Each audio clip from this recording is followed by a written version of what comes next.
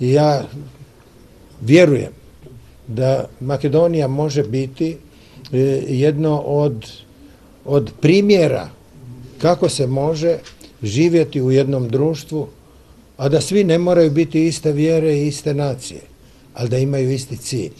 A cilj je udružena Europa.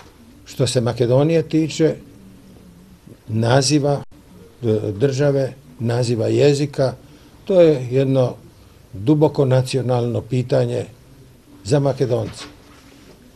A za Grke to je jedno političko pitanje kao što ih mnogih političkih pitanja ima. I smatram da se ono može jednim tolerantnim pristupom može riješiti. Može se riješiti pregovorima. Jer nema ni jednog razloga da se Makedoniju zaustavlja na ovom putu u Europu. I ja sam danas nekoliko puta govorio, naš put je europski put, mi moramo otvoriti svoje granice u toj udruženoj Europi. Dakle, ostaće narodi to što jesu, ostaće države to što jesu.